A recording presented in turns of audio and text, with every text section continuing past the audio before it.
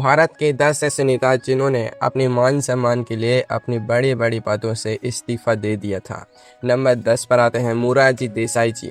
आज के दौर में जहां नेता कुर्सी से चिपकने के लिए फेविकोल की तरह किसी भी हद तक जाने को तैयार रहते हैं, वहां मोरारजी देसाई जी ने स्वाभिमान के लिए एक झटके में मंत्री पद को लात मार दी थी। बात है 1969 की, जब इंदिरा गांधी जी देश की प्रधानमंत्री थी।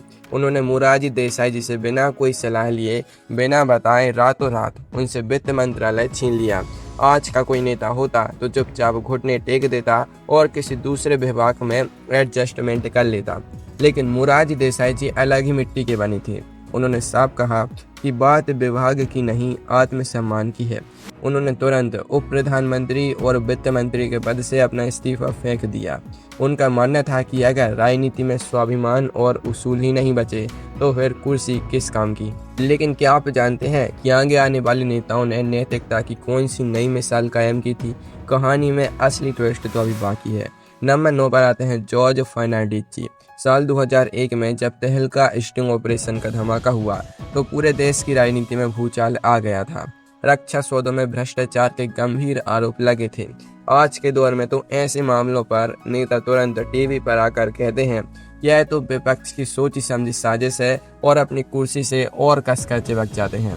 लेकिन जॉर्ज फर्नांडिस जी ने बिना एक पल गवाए रक्षा मंत्री के पद से तुरंत इस्तीफा दे दिया।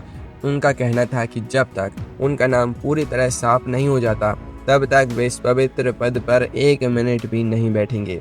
उन्होंने जांच को पूरी तरह निष्पक्ष बनाए रखने के लिए अपनी ही कुर्सी की बलि दे दी।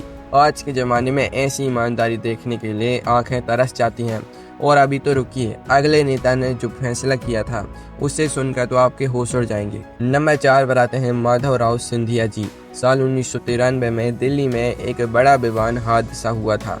आज के ज़माने में जब कोई ऐसा हादसा होता है तो नेता एक दूसरे पर कीचड़ उछालते हैं, जांच कमेटियों का ढोंग रचते हैं और पायलट या किसी तकनीकी खराबी का बहाना बनाकर अपना पल्ला झाड़ लेते हैं। पर माधवराव सिंधिया जी ने ऐसा बिल्कुल नहीं किया।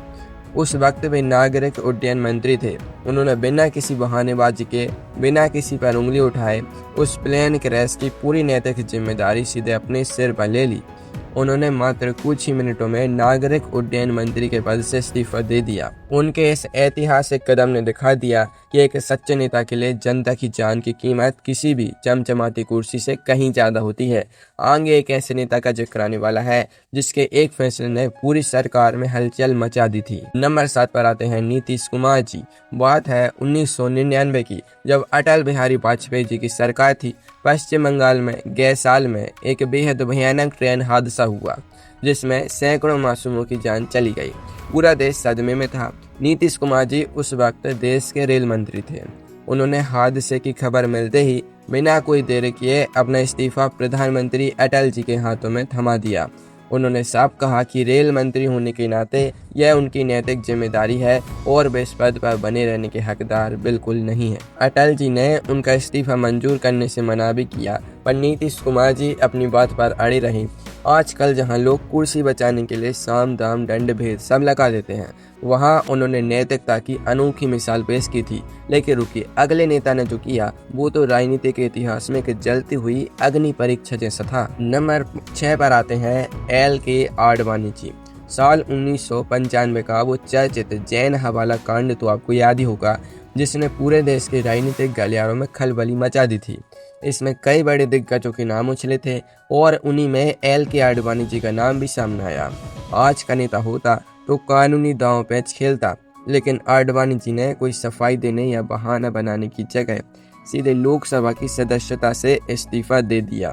सिर्फ इस्तीफा ही नहीं दिया, बल्कि उन्होंने सरेआम प्रतिज्ञा ली कि जब तक अदालत उन्हें पूरी तरह निर्दोष साबित नहीं कर देती तब तक वे संसद के अंदर कदम भी नहीं रखेंगे। उन्होंने अदालत की अग्नि परीक्षा दी और जब कोर्ट ने उन्हें बेदाग बरी किया तभी वे सम्मान के साथ वापस लौटे।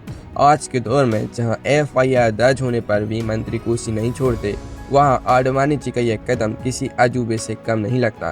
क्या आप कल्पना कर सकते हैं कि आगे आने वाले टॉप 5 नेताओं ने क्या धमाका किया था?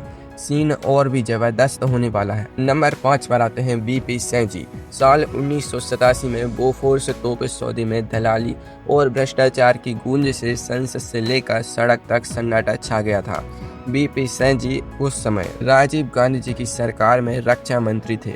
जब उन्होंने देखा कि भ्रष्टाचार के छींटे उनके अपने ही विभाग पर लग रहे हैं तो उन्होंने कुर्सी को लात मारना ही सही समझा।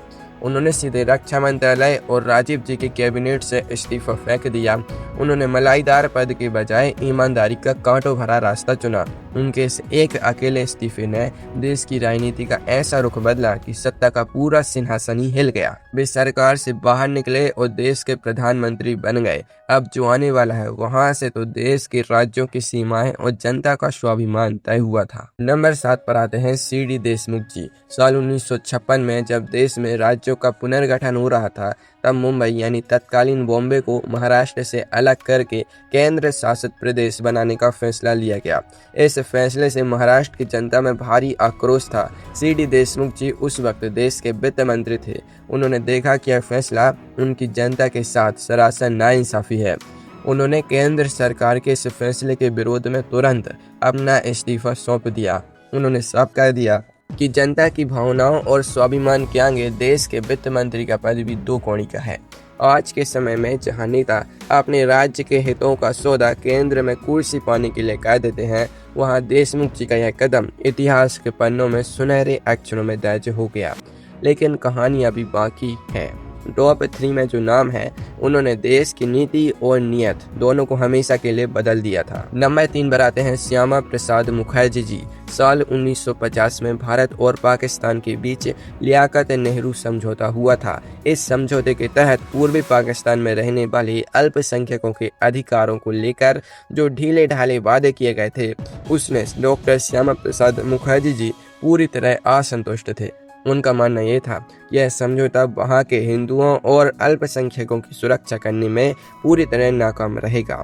उन्होंने सरकार की इस नीति के आगे घुटने टेकने के बजाय उद्योग एवं आपूर्ति मंत्री के पद से इस्तीफा दे दिया। उन्होंने साफ कह दिया कि राष्ट्रहित और अपने सिद्धांतों से बढ़कर कोई पद या लालच नहीं हो सकता। उनके इस ऐतिहासिक फैसले ने भारतीय राजनीति को एक नई विचारधारा और दिशा दी। क्या आप जानते हैं कि नंबर 2 पर कौन है? उनका इस्तीफा पूरे देश के सामाजिक ढांचे को हिला देने वाला था। नंबर 2 पर आते हैं doctor BR Ambedkar ji. Baba Saheb doctor BR Ambedkar ji देश के पहले कानून मंत्री थे। उन्होंने भारत की महिलाओं को संपत्ति के अधिकार देने, तलाक का अधिकार देने और सामाजिक बराबरी दिलाने के लिए ऐतिहासिक हिंदू कोड बिल तैयार किया था। लेकिन जब इस क्रांतिकारी बिल को संसद में लाया गया तो कई नेताओं और कड़े विरोध के कारण इसे पास ही नहीं होने दिया गया।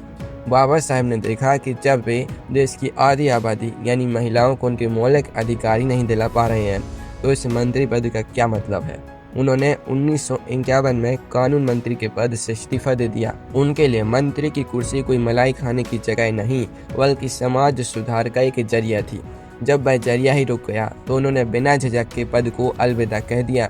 और अब वक्त आ रहा है नंबर 1 का, जिनका नाम सुनते ही हर भारतीय का सिर गर्व से उठ जाता है। नंबर 1 पर आते हैं लाल बहादुर शास्त्री जी। साल 1956 की बात है जब तमिलनाडु के अरियालूर में एक बेहद दर्दनाक ट्रेन हादसा हुआ जिसमें 140 से ज्यादा बेकसूर लोगों की जान चली गई।